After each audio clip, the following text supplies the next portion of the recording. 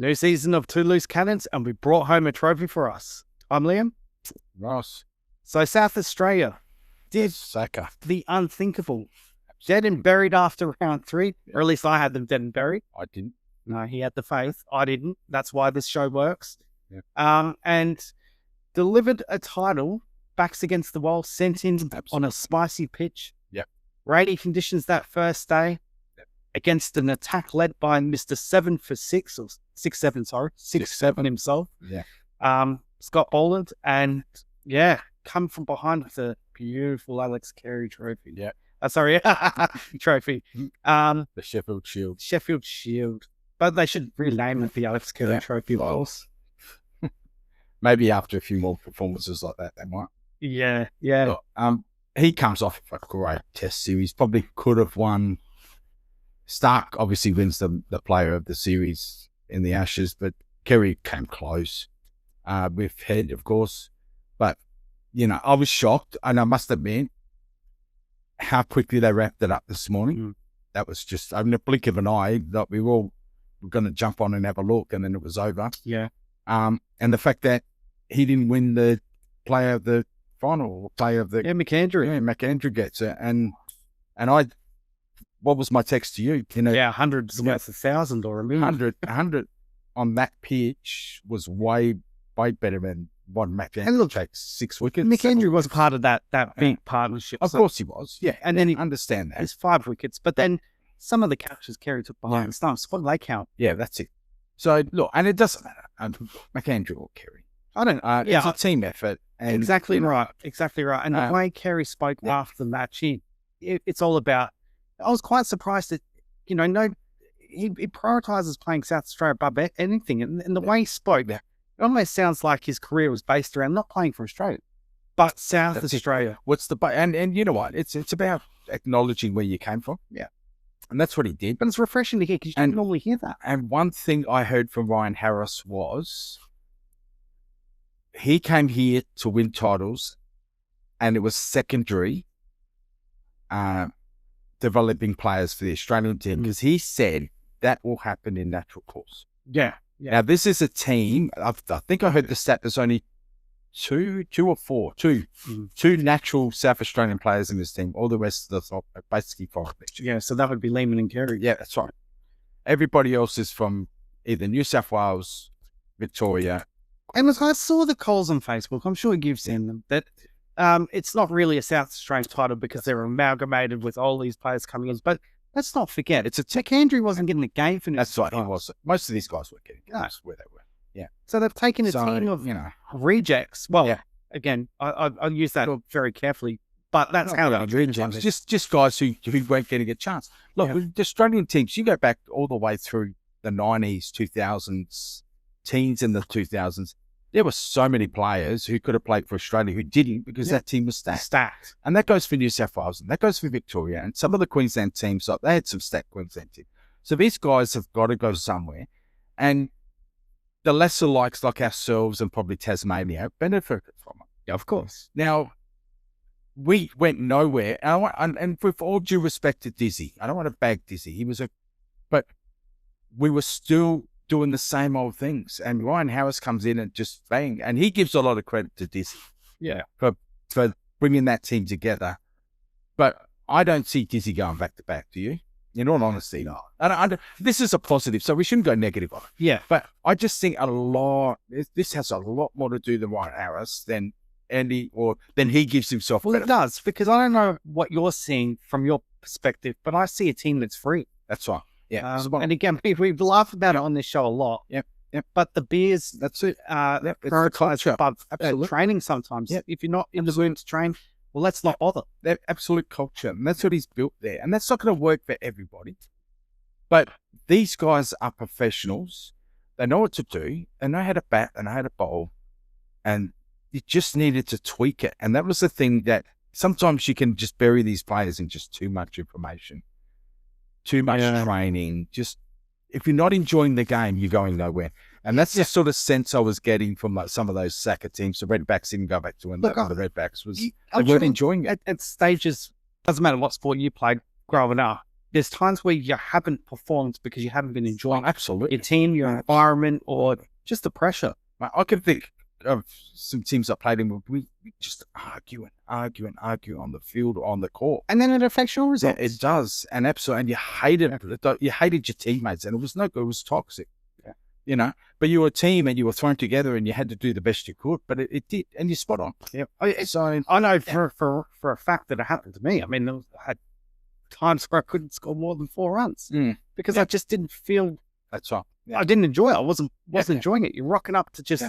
It always felt like out of obligation, and when that happens, then performances suffer. Yeah, and absolutely. Yeah, having that lifted from you, and you can tell that they all enjoy their company, the way they speak about each other, the way Kerry will go, you know what, I don't need a rest. I'm coming back into play. Yeah, and look, even credit to Trapp's Head, who was burnt out. He still come back and he played his match. Yeah, got his 50, and played his part. Yeah, and that comes down to the culture that he wanted to be part of that team. And you know what? Who knows where this goes? Who knows whether some of these players get poached back to their home states because they're now performing, you know? So there's a good chance that might happen and we may see this fall off the edge. But you know what? I think if they leave, that South Australia's in such a good state. Yeah. And players will want to come here. Yes. And want to be coached by Ryan. There was talk about, is it Ryan Gilks? One of the glovemen at New South Wales is talking about coming over here. Yeah. Now because we know we're not going to get Kerry, we're not going to have Kerry for 10 games. Nielsen's. Yeah. Nielsen, isn't it? We know what he brings. Yeah. Great gloveman. Yeah. Not much with that. Yeah. So there's an opportunity for them to come over, and so you're going to have players come here. Exactly. Because it's proven. Now that they've got a culture that players thrive in. You've got Sanger who couldn't make a run and not worth a burnt crisp for New South Wales coming over, making runs. You know?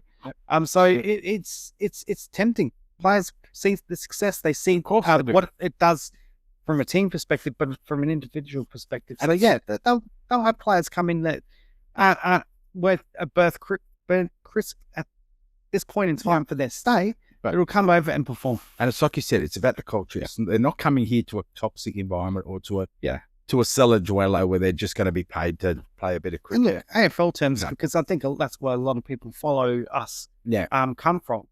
It's like going from, Carlton, where they're at now, joining a top team. Those players would be better players in a top team. Yeah. So, it'll happen. And players at top teams move for opportunities elsewhere. But what it does do is you'll have players then join that top team, and get their opportunity there and become better players for it. So swings around here, they'll be all right. Of course, there's nothing better than kicking a Vic. Absolutely nothing better at all. So, like it just feels, if you're a liver here in South Australia, you're full of so much pride. Yeah. After that victory, because there's no one we'd love to beat more than Victoria. Yeah. Absolutely. Completely agree. So it just takes it to that another level. It's just like, it makes it so special because it is Victoria. You're 100% right. And look, I don't know if you've seen it come up my timeline. Victorians doing this is the Vic Cricket Association page doing like a medical certificate. Yeah. Come down, watch us celebrate winning the Sheffield Shield. Like I said, from the very start, it was cringeworthy where they got Boland to unveil the cardboard cutout. Yeah. It was very much like, what do you got? Hey, pulling on that navy blue, it must remind them of, and what happened there, of Carlton. Yeah. Shit in the bed. Yeah. Because they well and truly shit the bed. Look, still, I don't know what you're thinking coming into today, but 90 runs, 5 wickets, pressure's on them. Oh, pressure was on them. Definitely, and a saucy wicket. So for me, I was thinking, they're not home by any means. No. They've lost 5 quality batsmen. That was a tough. When I saw that the big chase, what was it, 198? Yep.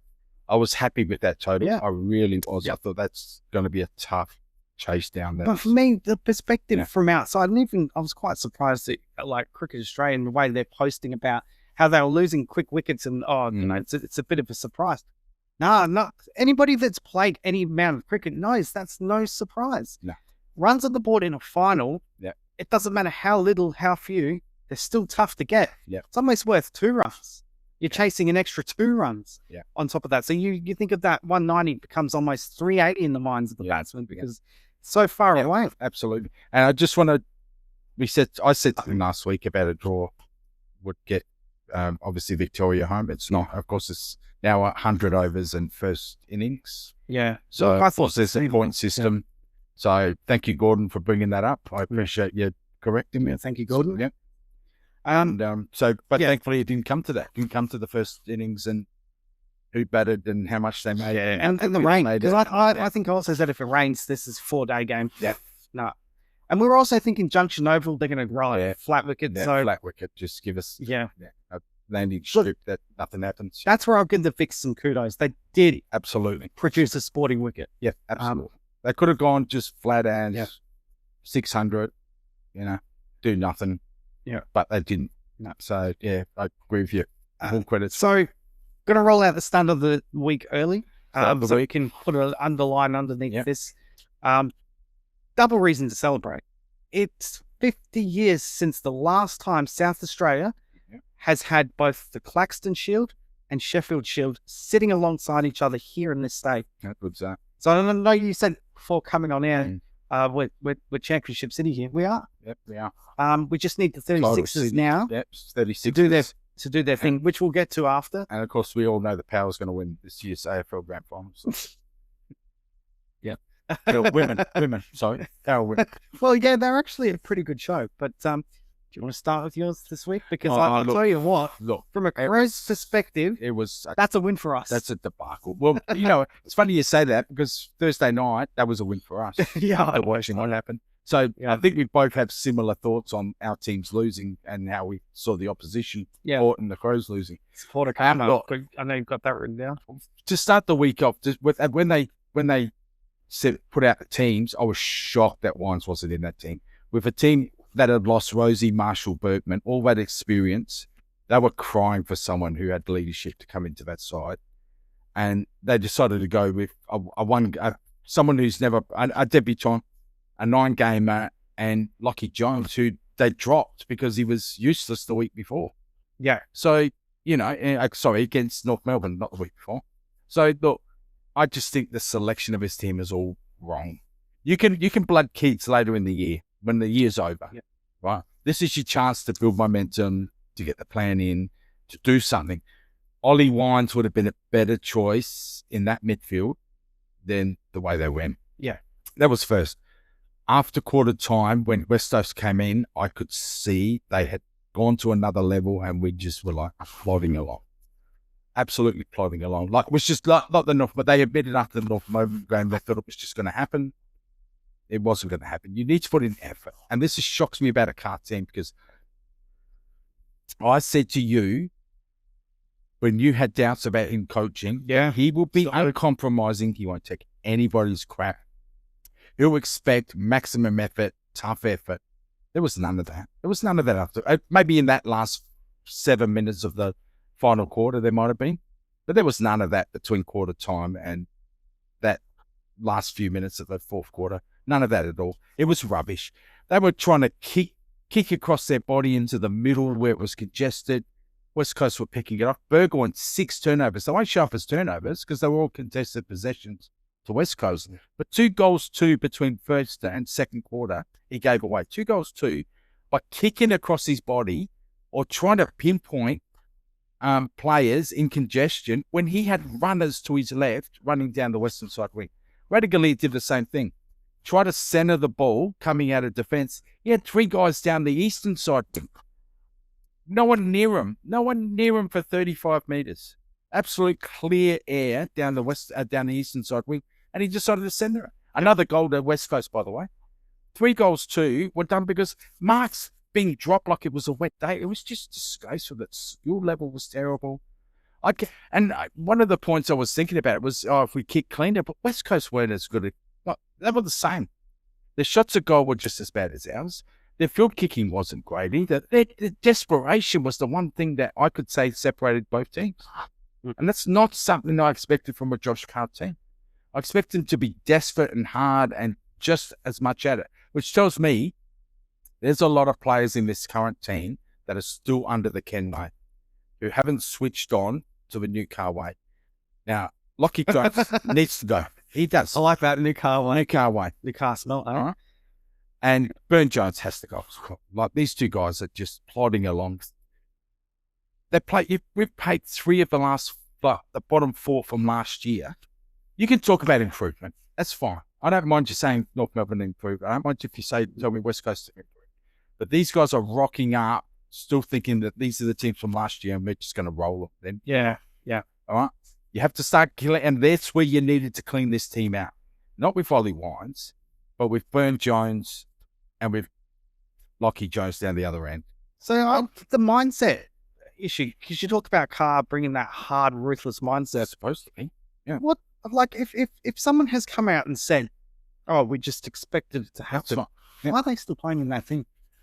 Because they were being honest. That was the thing. Yeah. And it was Willem Drew who said it. Yeah. And he said, look, to be honest, we pretty much rocked up today and just thought we were going to, and this was the North Melbourne game, by the way. Now, I saw that in the West Coast game. Honestly did. Yeah. After quarter time, that's what I felt. And if there was a lot, it wasn't just me. There was a lot of guys around us going, well, they pretty much just think we're going to cruise to a win here. Yeah, and given how easily you handled them in the preseason, that game last week, you look, absolutely. But as supporters, you have the right to feel that way, but playing groups should not. Every game you have to rock up. Yeah. You can't just go through the motions. You're going to get done. You're going to get done like you did in North Melbourne. You're going to get done like they did on Sunday. Now, they're going to play a Richmond team. I have no idea what team's going to rock up to play Richmond. I absolutely don't. And that's half the problem. You should be able to know what you're going to get week in, week out. Well, you know what you're going to get from Richmond.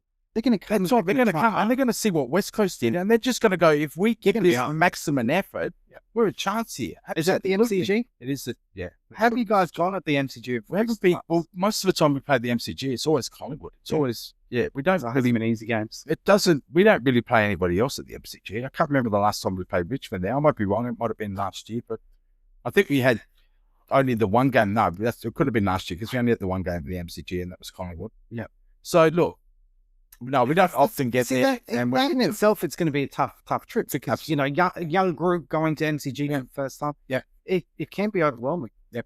Now, I'll quantify that by saying I don't know if Marshall will be back. I don't know if Bergman will be back. I expect Wines because he absolutely lit it up in the Well, you need experience coming in. Yeah. He absolutely lit it up, Wines did. So that, to me, means Lockie Jones has to go out. If you're bringing only Wines in, one of these kids that you played on the weekend, not kids, but probably Lee, the young bloke who's a category B, I think, who's been elevated to the list, he has to go out. And then you take the pick of anybody who didn't perform radically. Just come on, man. It's take the easy option. The thing that gets me the most is that you're looking around like you need to go hard. Like you need to pick the hardest option to make it. Don't take what's obvious. Yeah. And they just didn't take their chances. But, so, yeah. Enough with us. I mean, I'd rabble. Absolute rabble. I'm not going to put the boot in because I did that enough on Facebook if you're lucky enough to see what I was doing on there. But what I would say is, so going back and you're talking about selection and this track that they're going down about playing kids and that sort of thing. Kosh came out earlier this year and I know why he's done it. Because you can't have supporters that think that the year start before. Yeah. So you've got to sell the hope a little bit. Yeah. I think that's the wrong thing to do because no. Look, you guys and Port Adelaide supporters, they're not stupid. No. You guys know football and you know where you're at. You know exactly where you sit. And part of when you're in the position that you guys are in now, and that's pretty much you're turning over, you're looking for green shoots and that sort of thing. Yeah. That can sometimes be the most exciting time of football. Absolutely. When it's sold to you as if this is where you're at. That's right. But the thing is, pre-season, Andy Collins came out and said it's not about this year. And I get that. So he actually said that. And then you get Koshy going out and saying, no, finals are a pass mark. But again, no one's expecting finals. If you're expecting finals for this year, you're kidding yourself. Absolutely. That's the wrong thing to do from Collins in terms of the playing group as well, because you're going to get these performances where they're not going to give a shit, and that's the worst thing you can do when you're starting to embed a new culture. Yeah. And I know that they're looking to turn the list over, and you've got some elite talent coming through. Have to turn this. Like I said, this year was a free hit for you guys this year to embed a strong culture. Yeah. Look, if I was Carr, what I would be doing is I'd be playing the experience. Yeah. And really pushing to see how high up you can get, because you know you've got some gold talent. Yeah. It doesn't matter where you finish. So if you finish anywhere from 8 to 15, who gives a shit? Yeah. Because it's not going to be about where you finish. You've got the elite talent coming in. So you should be going hammer and tongs and trying to get high as high up as you can get, and making it merit-based for the youth. That's right. Not just giving youth the experience for the sake of giving them experience. Yeah. Give them an opportunity once they've earned it.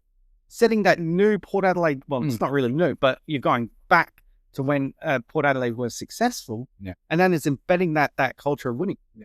It's not setting up a great start to the Carr era. No. That's If you completely went cut at the bone, then I can understand you. You guys haven't cut at the bone yet. You've still got some elite talent on that list that should be performing better than what it is. But again, you've got this elite talent, and then you've got a lot of kids. There's not a lot in between that. And look, and I totally understand who wants to see what he's got. Yeah. He knows what he's got with some of these other guys. He does. Yeah. So there's no guesswork there, but he needs to see what the younger brings. So what do you have? Is Lord going to make up? I don't believe he will. I think it's time to move him on. Right? Has Burn Jones run his race, and has Lockie Jones run his? Is it over for them? Yeah.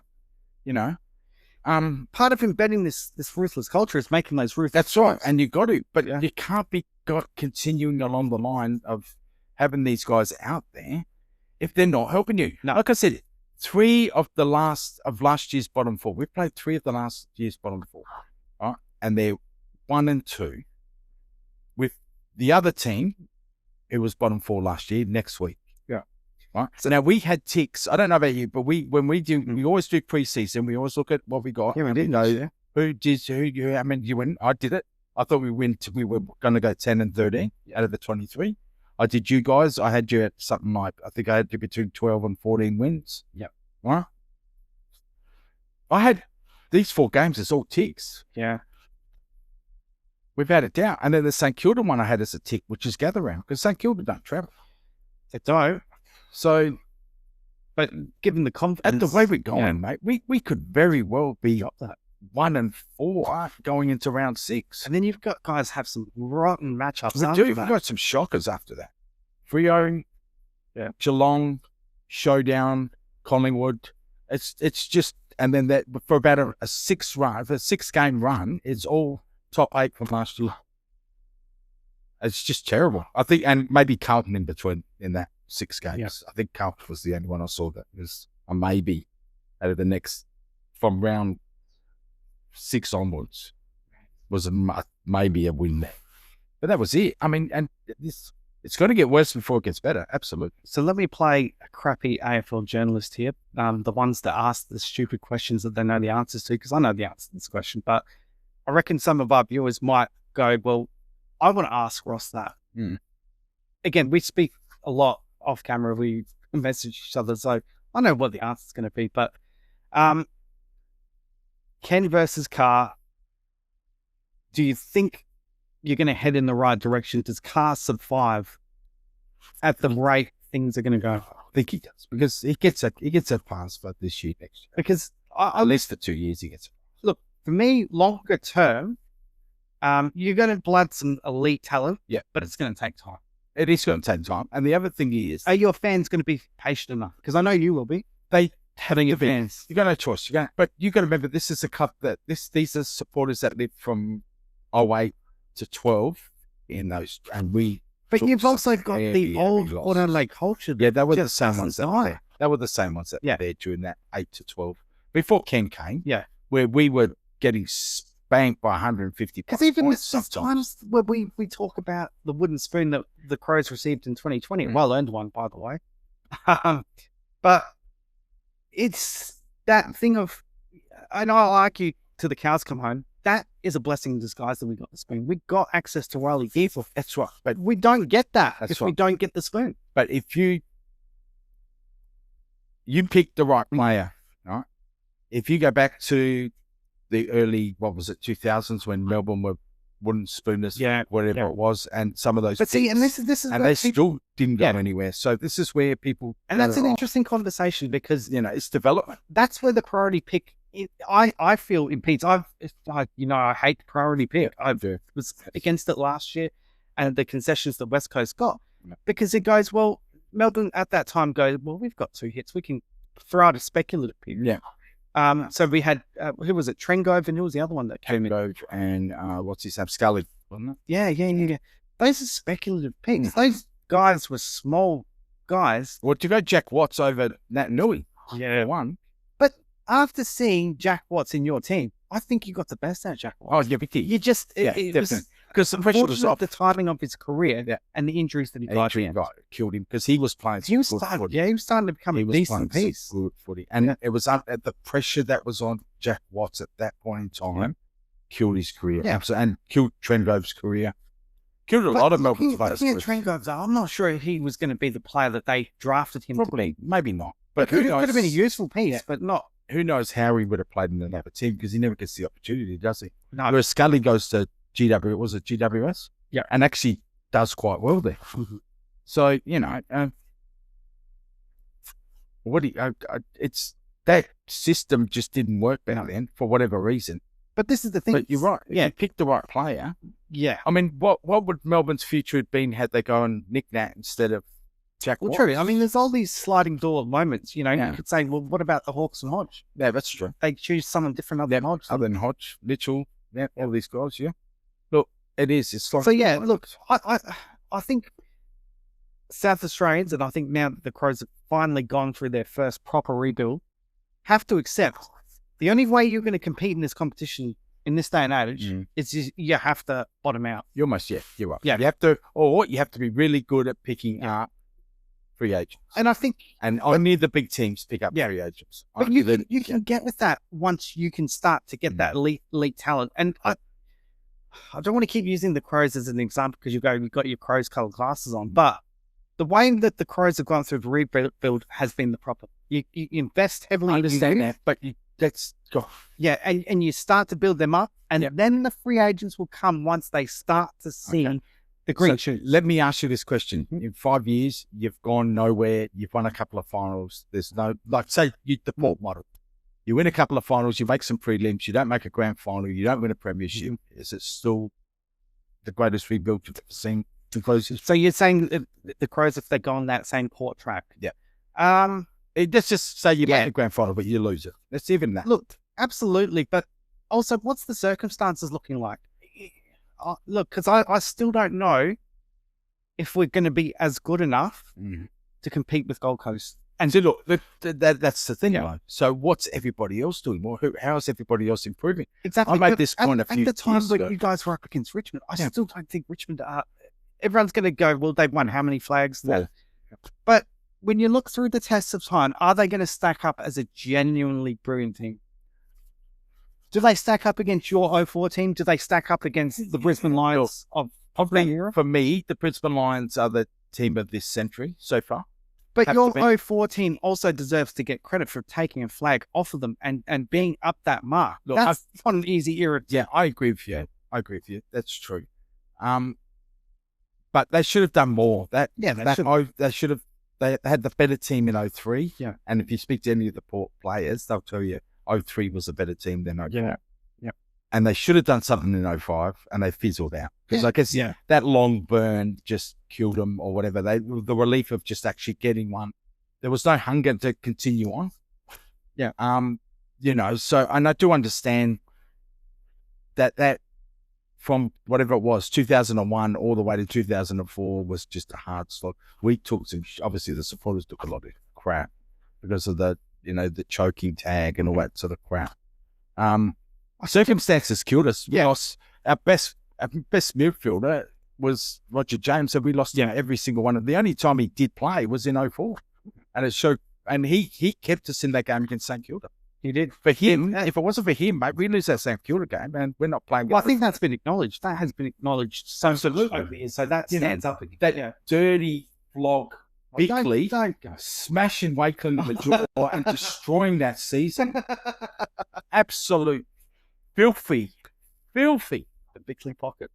Absolutely. You know, when I went down there to meet the present kids, one of the things I did, I went to that pocket, I got down exactly where that incident happened, kissed the ground. Absolutely. Kissed the ground. Dog out. And I tasted the blood of Lakeland and it tasted awfully sweet. Right? So look, and you know, and that people, every single premiership team will tell you need one. And you do. Bottom line. You absolutely do. You do. But having said that,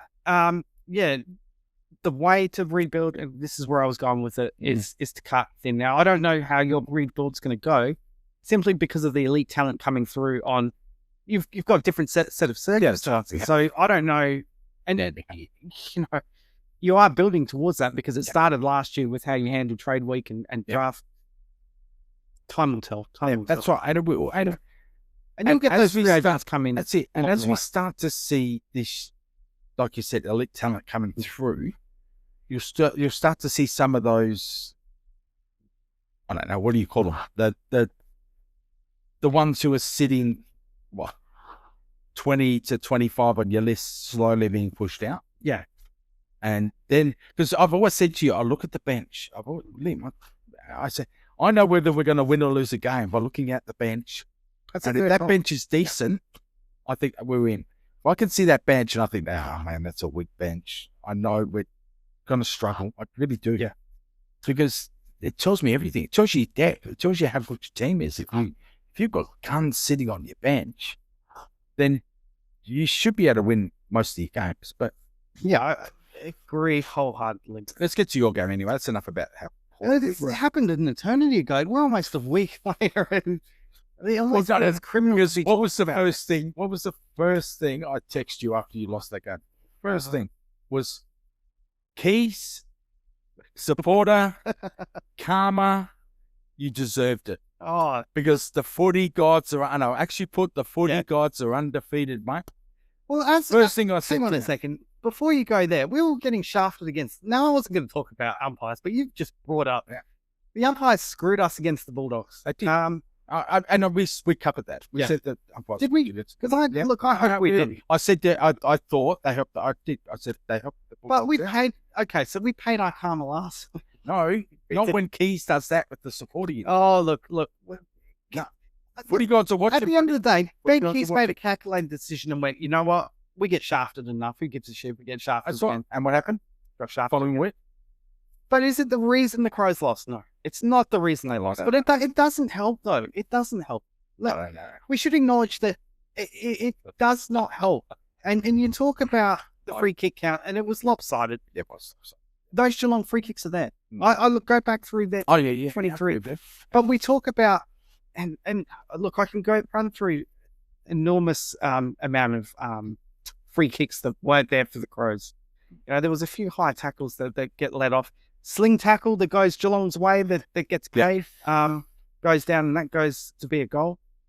I could spend all day talking about umpiring. Look, you can pinpoint any point in the game. But I want to talk about how the Crows lost it themselves, and that's early. The first. Did you see the game? I did. Right. What did you think of the first 15 minutes? Well, you were poor. Yep. Poor. Correct. Your starts have been poor, though. It wasn't consecutive inside 50s. I know. And that wasn't unexpected, because when I was watching it, obviously the missus, she was losing out. I said, easy. First halves haven't been great. Yeah. The second half is where it matters. Yeah. And true to word, the second half you played a lot better and you made it a contest. Yeah, we're out of juice in the last quarter. Yeah, you were probably. Yeah. But, you know, but not unexpected that you came out and they blew you away in that first. You know what? I can. You should never accept a loss, but you can swallow the losses better. Given your outs, yeah, I was impressed, to be honest. But I'll say it's really the break. Impressed. I did not hold much hope for them. I tipped Geelong. I did. The break, and I think that played a part in the last quarter. The Crows had no legs. Yeah. They had no legs. Yeah. But in that first quarter in particular, it highlights the problems that I can see that's persisted from round 1 to now, and that is bringing the ball out of 50. Now, when the goals, when they showed the shot from behind the goals, what do you see? You see a Geelong setup. So credit Yeah. Geelong. I mean, that's the way they always set up, though. They haven't done anything particular for the Crows. They don't need to. But I'm not seeing any movement from the Crows. I'm not seeing players run to position, try to give a target. Yeah. I see very lethargic movement. And that continued right throughout the game. Even when the Crows were going well, there wasn't a lot of movement. And that comes down to difference between last year and this year. They're lacking fitness. Yeah. They're carrying too many players in that team that don't have enough. Well, we talked about this. Runs underneath their belt at the moment. We talked about that earlier in how you played against Collingwood, wasn't it? Yeah. You played some underdone players, but to your credit, you get over the line. And look, that was a 50-50 game Thursday night. You could have been, and it's not really one, I guess it is one decision that you look back on and you go, well, it should have been our ball. Yeah. And it was in a good position where we could have transitioned it as well. And so it's sort of, it's difficult to say, but I don't know any team that's been screwed more than you have. Yeah. And geez, that brings me such joy. Look, honestly, absolute joy it does. Are we going to do, oh God.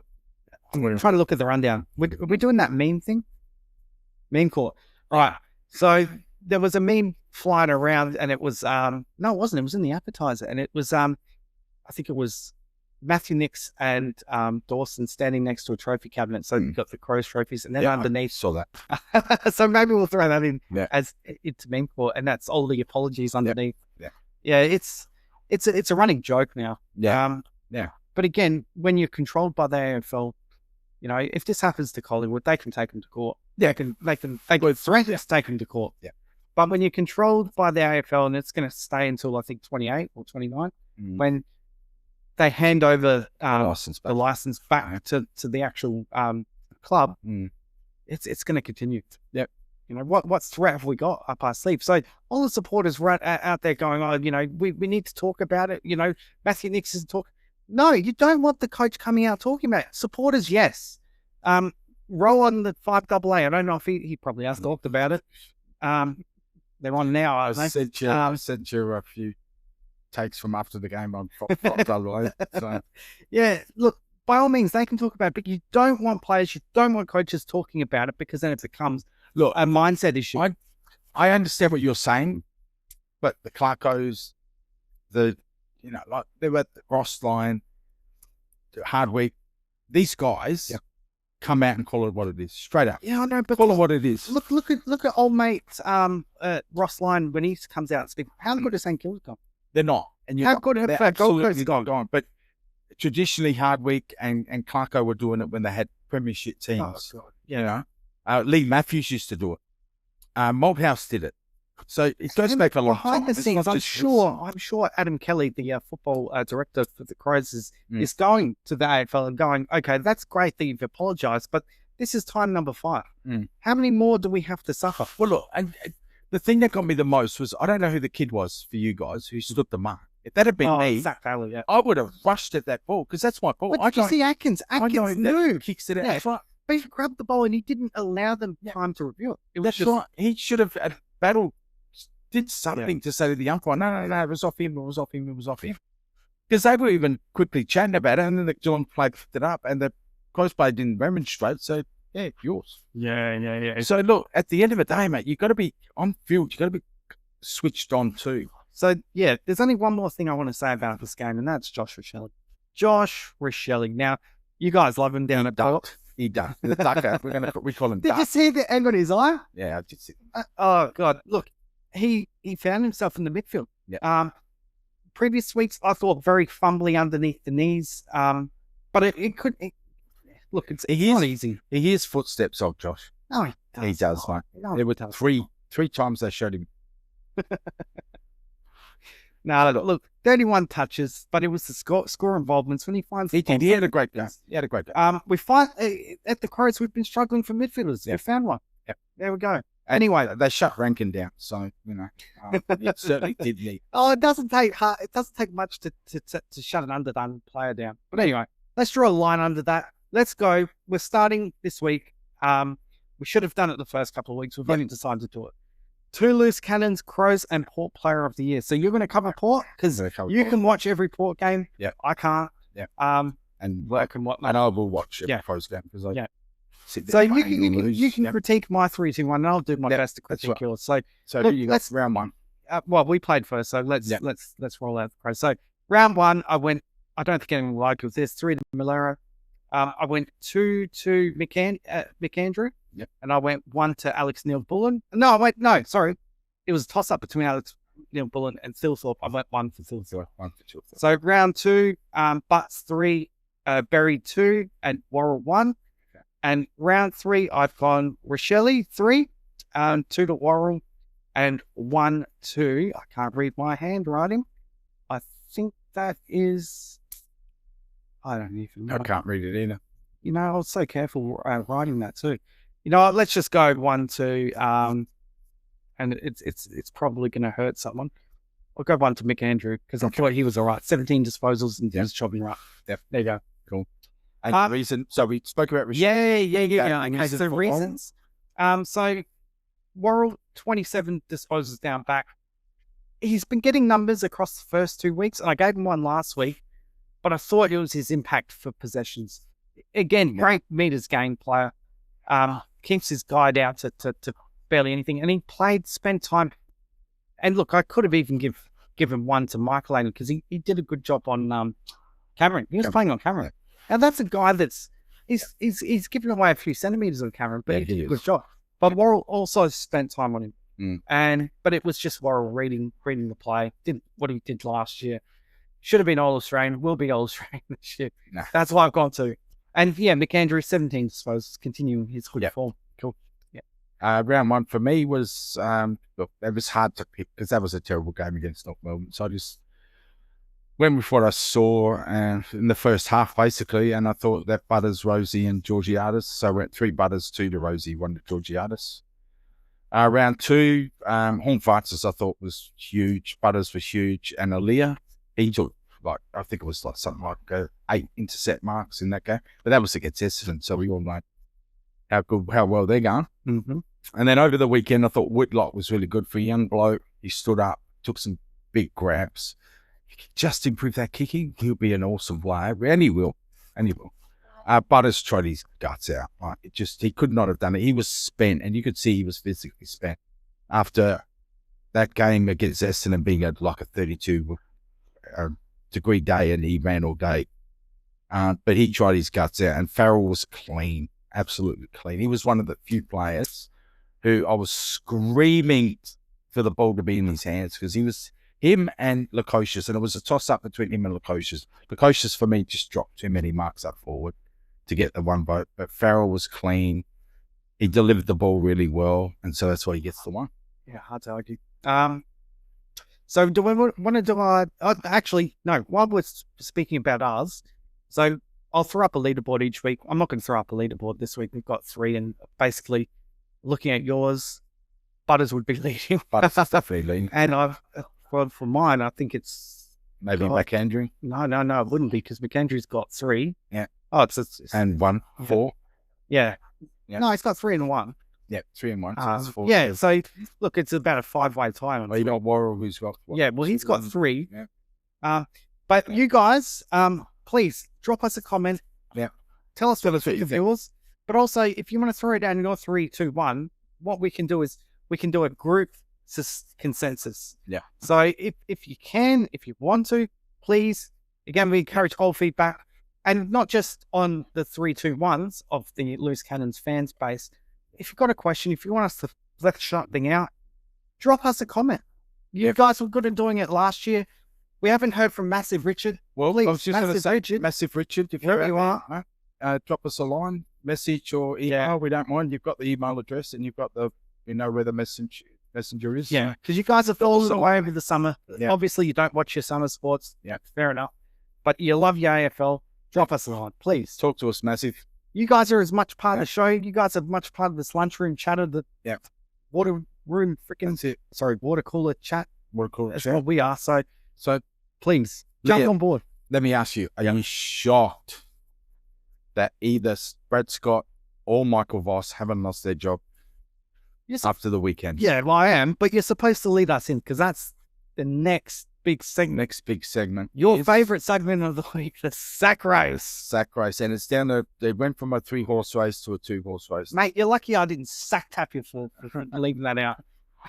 So I just I'm very, very surprised. Okay. And you would be, I'm guessing that's why you asked me. You're ultra surprised. I'm very Where's it going to from here, though? Well, look, I'm going to give you this. Carlton play North Melbourne Good Friday. Yeah, in the early game. Yeah. Okay. Gather rounds. They're getting flogged against the Crown. Now, Essendon have the Bulldogs. I don't think anybody in the AFL industry thinks Essendon's going to get close to the Bulldogs. So that to me means if North Melbourne smack Carlton, and I mean smack them, I don't see. It's going to be a very, very sad Easter for Michael Walsh. He's not going to make it out of the Easter weekend. He's not. Simple as that. Yeah. So, and there's not going to be any resurrection, mate. It's not going to be 3 days later. He's not going to rise from the dead. He's going to be shown the door, I think. But I think they need to be smacked by North Melbourne in order for him to be shown the door. Yeah. I don't know. What are your thoughts? Oh, look, I don't even know. Mediocrity breeds mediocrity. You can see why those clubs are the way they are. Well, it was interesting, your comments, because I asked you that question. Are you shocked that actually during the game? Yeah. And you were working, and I made you aware of the score. Melbourne's comeback. Yeah. And you were shocked to see the comeback. And I said to you, is there any chance that he makes it out of here, Voss makes it out of tonight without being sacked? And you said to me, yeah, the playing list is ordinary. It does not have enough match winners. And I know that we've got some Carlton supporters out there, and they might disagree. They might throw out Cripps. They might throw out Harry McKay. Who else is winning you the game? Now, don't tell me that it's Jagger Smith. It's not. He's a kid that's just come on. Yeah, he's padding his stats. The stats look great, but is he going to win you a game? Is he going to? Eventually, he will. Yeah, look, he will. But today, if I say today, who's winning a game for Carlton? Yeah, I can't tell you anyone. Well, and Cripps has never look. Cripps is a great player, but I don't know that I'd call him a match winner. He's not. He's a very important piece. Mackay's a great player, but he needs that second coil. He's not someone who can stand up. I would take Cripps every day of the week because that's what we lack in the Crows. But he comes to the Crows. He should have role player in the midfield. Yeah, totally. And I agree with you. Yeah, I agree with you. Absolutely. If he was at Port, he'd be a 90 Weinstein. Yeah, he'd be cream on top. He's not the guy who's going to win you the game. Win you the game. That's it. Exactly. So I totally agree with you there. I look at that Carlton list, and I'm now starting to look down at it and going, oh yeah, you can see. Yeah.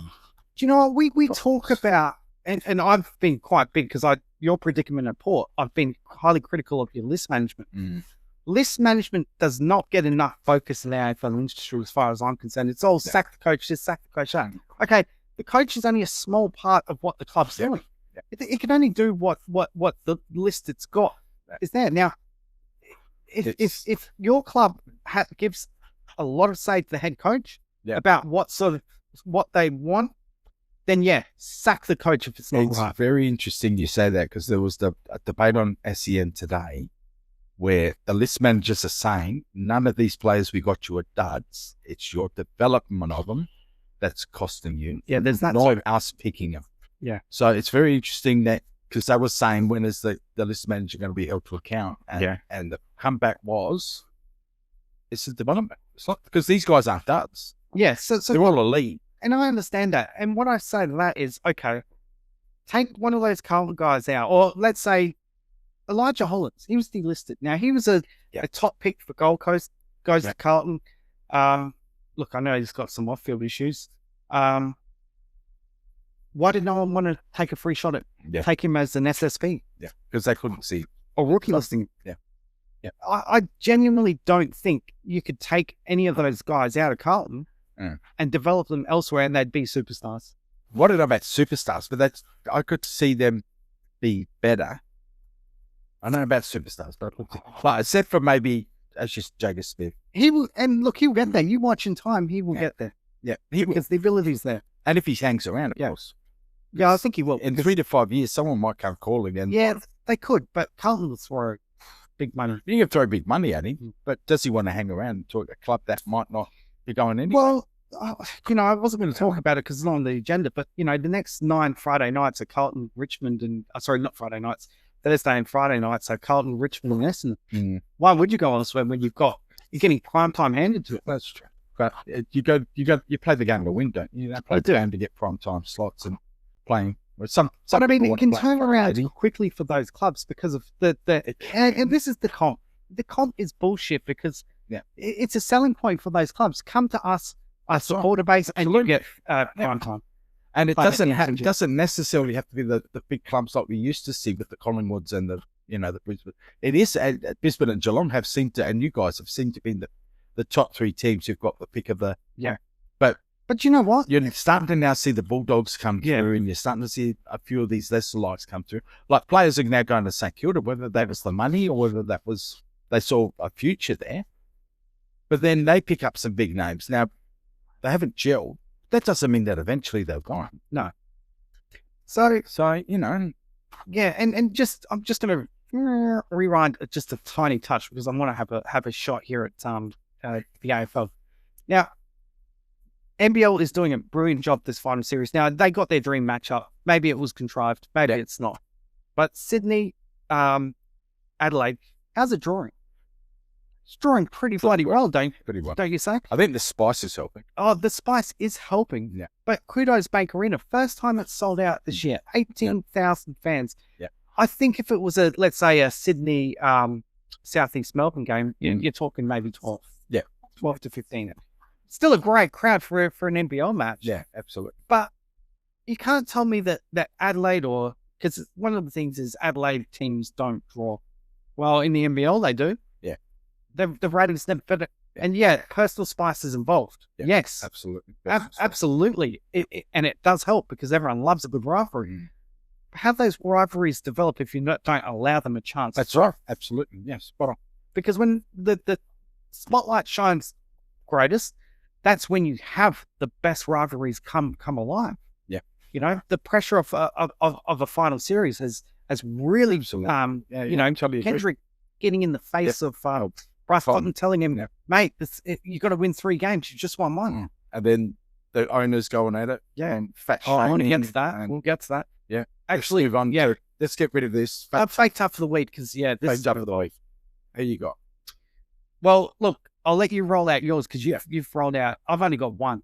Yeah. I'm gonna give all 6. We're gonna do fake tough fake tough of the week, but we're gonna tally all this up. Yep. So this isn't just rolling it out, pot shotting some for the week. Yep. We'll have a fake tough person of the year. All right. And I reckon this person's gonna line up pretty well. Mine. So first we start with Tristan Sherry, obviously with the blood. That's not a good look, mate. You're about to cop a 3-4 week suspension, by the way, for doing that. Next one is interesting because I didn't see it. Yep. You told me about this off camera. Patrick this guy's worthy. Cripps running around in the first quarter, giving it to the Melbourne players like he'd won the game. And then putting in that performance in the second half was just, you had to watch it to believe it, mate. He should be embarrassed the way he was running around, giving it to the Melbourne players. And Andrew Bogut. 7'3", probably 250 pounds, 300 pound bloke taking on a 5'5" bloke and fat shaming him in this day and age, mate. That's disgraceful. And then to have a Sydney assistant coach go on social media and do the same thing is just in my books, mate. We talk about mental health. Every single bloke out there talks about supporting his brother, and you guys go out there and do shit like that. It's just disgusting. Yeah. Disgusting. Never, never, never should be happening.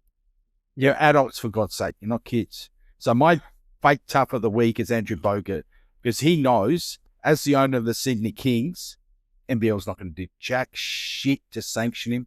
Not going to do anything because they need him to pump up the league. But in mine, mate, you'd be missing games. You wouldn't be allowed to enter the arena if that was me running the joint. Can't happen. Can't happen. Can't happen on the field. Can't happen off. Simple as that. You certainly can't have assistant coaches going on social media doing that crap either. Yeah. So from what I understand, the cyberbullying, whatever task force has been called in, and they've been asked to look at these stuff that's been put on social media. So there could even be charges coming out of this. And for adult men to Hang on. be in this position, putting themselves in Yeah. this position, is just ludicrous to me. Ludicrous. Go. What's your fake stuff? Oh, yeah. I'm just digesting everything you said then because bring that camera in nice and tight. Bring it in nice and tight. This one's for you, Bogey. My fake tough of the week is Andrew Bogut. Now, Peter Griffin, Peter Griffin. That's oh, God, there's that. Peter Griffin, a wonderful leader who's finally brought the 36ers back to life, should get absolute major credit for what he's done. And turning a basket case that is the Adelaide 36ers into the powerhouse they are and pushing for a championship. They're in the final series. Now, this is a side that was completely gutted, completely at rock bottom, spending a lot of money. We're now in the cusp of, now, even if they don't win, I really, really want to see the 36ers win, but reality is it's the chips stacked against them. And the way that they're refereeing the series is going, it's bloody hard. We know that they prefer Sydney win over an Adelaide win. We know that NBL would love that. So we're talking, and the Melbourne win. Other than that, we're talking about building this franchise up, and Bogut has been a strong advocate of this league and a mouthpiece of this league about making this great again. And Adelaide have played their part. They have played their part. Yeah. So for him to be taking shots at old mate Griffin, I should stop calling him that, but it's lowbrow. It really is lowbrow. And this stems back to earlier this year where Bogut has made comments about how Adelaide's hiding the fact that they had an emergency meeting about sacking Mike Wells. Adelaide's business. That's not none of your business, Bogut. You're an owner of a team. You butt the fudge out. Yep. You don't speak about another club like that. No. And you run your mouth about that. So he's pissed off that, Adelaide have brought this up with the league. They've changed the way owners can talk about teams and whatnot. So this is stemming from that. There's a lot of bad blood in this. Yeah. And then you've got look, I'm going to clip the entire Sydney Kings here. Now, old mate Davis, did you know that they denied him the opportunity to go home during the fever break? Oh, did they? Yeah. Now, what did the 36ers do for old mate Davis last year? They let him go home. They let him go home on Christmas. Yeah. He spent time at home with his family at Christmas. This is the same bloke that has gone on and said about how the 36ers didn't treat him good. Yeah. You fucking idiot. He sucked it up. We all know what happened. If you believe But when that came out this week, I was, oh my God, you can imagine, I was spitting cheese. You all know that his version of what happened is very, very, very well disputed. Yeah. Absolutely disputed by the 36. And so, and even the players didn't disputed what happened. Here's the thing. See, Bryce Cotton come out and said, oh, this is nothing. In America, this is nothing. This happens all the time. Yeah. This isn't, Bryce needs to separate himself. This is more than Bryce Cotton. Bryce Cotton needs to understand that this is the 36ers versus Kendrick Davis as much as it's Bryce Cotton versus him. Bryce Cotton's got a bit of a big head, big ego. Yeah. And you don't get to be the player you are without having an ego. Right. And I fully support him having an ego. But the fact is, this is not Bryce Cotton versus Kendrick Davis. No. This is the city. This is the great state of South Australia versus Kendrick Davis. Yeah. And if the 36ers do not show up in this game 4, mate, I'm advocating we send this franchise off to Canberra because I'm disowning them. That's it. I'm done. Let's get off this topic. Anyway, so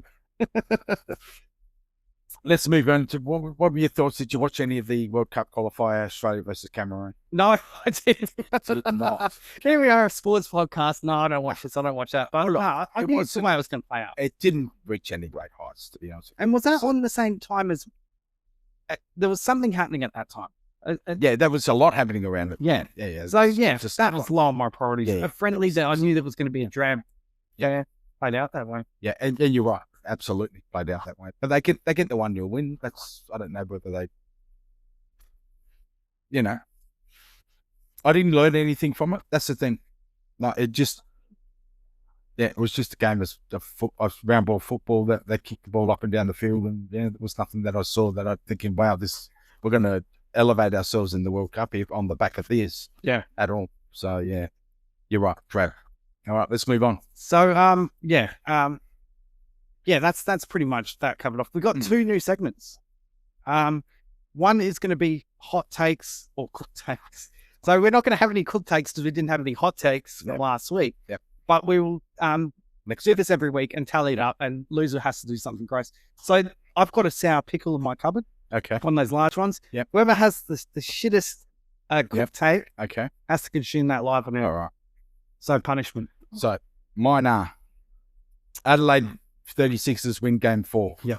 You heard it here first. That's a brave one. Now, second one. Teams have figured out how to take Rankin out of the game. I think he will find it hard now to get back to that same form he had last year. So how are we going to do that for next week though? So we're going to say, all right, let's look at his game because we're going to see whether or not but he has to be tagged out of it in order for that one. Yeah. To be true. So what would you consider tagged out? What he has to have someone running with him. Yeah. And he obviously has to like that Geelong did, absolutely shut him down. So it has to be that type of performance. What sort of disposal you can do? So he'd have to be under 15. Okay. If he's under 15 and no goals, or maybe 1 goal. Because I've got the opposite take. Because the way modern football's played, it's harder to have a set tagger on your team. Yep. You can put time into someone. I don't think that a lot of teams have the capability to do it. So let's do this week. So you got ranking under 15? I do rank it over 15. So I think you need to go rank it a bit further than over 15. Well, you said tag down the game, so that's why I was asking. If he has what's a good game for ranking? 30? Well, see. So if you're saying he's going to have a good game, he's not a 30 disposal player. Okay, so what is he? 25? Look, he's actually give me 25 and 2. Yeah, no, that's not. I can't go over. Well, how many goals then? 15, over 15 and how many goals? Can't just go over 15. It's not just goals. Just give me over 15. Well, then you said 15, so that's why I took that. Well, that's a bad game for you. You're talking about a good game. So what's a good game for Rankin? Well, see, no, 15. Give me a good game all right. See, I'll argue this because 15 disposals for him is worth 30 to another player. Yeah, but how many goals does he have on the back of a 15? It's not just about goals. It depends where he plays. Dodging the question here. No, you got to give me more. All right, goal assist. Goal assist. In sour pick, goal involved. You got to give me more than just over. Well, no, because it's more than just one hot take here. Shit take, cooked take. We're talking 3. Well, originally you said he'd have 35, and that's what you put down on the board. And I will screenshot this and I'll put it on here. I did not say 35. All right, let's go 20. Let's go 20. All right, 20, and I think that's fair. And I've picked 1 goal. Well, You got to pick how many goals? Have to be goals. Well, no, but I'll pick 15 on 1. So I'm not putting goals down. No. 20 and what? 1. Just go 20 and 1. I'll do something different. 20 and maybe 4 goals. 4 goal assists. All right. I'm happy with that. Not goal assists. 5 score involvements then. Score involvements. Okay. So 20 and 5 score involvements. Okay. So after having your hot take was that yelling at each other for 2 minutes, there's the hot take. Right. So your hot take. So you've also adding in Adelaide will win game 4 of the NBL final series. Yeah. So you have to give me a second one then. Yeah. Adelaide beats Freo this week. That's the same thing. At home. Yeah, okay. That's a tough one. Hang on. People have Freo finishing top 4 and that's all right. Okay. Well, I have to take that. And I put my balls on the line and you've gone easy, but that's all right. All right. Well, so fair take because I really want it through. So you can go a soft take for this one. That's all right. I'm happy with that. Yeah, that's cool. Yeah, I'm happy with that. That's we'll fix this up, by the way, people. We won't sit here yelling at each other. Yeah, it's the first week. So maybe we just go next week. We go 1 each, and we look at the penalty, obviously. All right. Well, then let's focus on ranking then. Yeah. But all right, so you can still have their bonus hot take just for bonus hot take just to see if I'm right. All right, and then finally, and this one will be one of our greatest segments of all time. Hyped or horseshit? Yes. I repeat, hyped or horseshit? And this is inspired by sports commentators everywhere because the amount of carry-on that's out there. So I've nominated this week Steen from Collingwood. 8 disposals, and they're talking about top 5 debut. Yeah. Specifically, I was speaking because I think it was only broadcasted by Foxtel, a KO. They were talking top 5. Unbelievable. Now, The bloke did look good tapping it down a couple of times to Dacos, but that's it. Mm. You know, eight disposals a goal and a couple of hit-outs to advantage gets you a top 5 debut. Yeah. Give me a break. Which brings me to a couple of, someone won a car off the effort of a 2-possession game. I reckon Richo gave the car away to someone, gave a TV away to someone who had a 2-possession game. So it's but also, meanwhile, on Fox KO, they give away meat trays. Meat tray for a 7 disposal game. Yeah, I saw that. To Norton against the Crows. Yeah, 7 disposal game. Meat tray. Which he was, look, he did play a piece, but Bontempelli should have got that. Anyway. Well, yeah, you're right. He was the one who got him over the line, I think, in the end. So it's a joke, so you may as well tell our joke from the night. No. So, Lim. Yeah. Beer is now cheaper than fuel. Yep. So drink, don't drive, mate. Yeah, well played. Good night.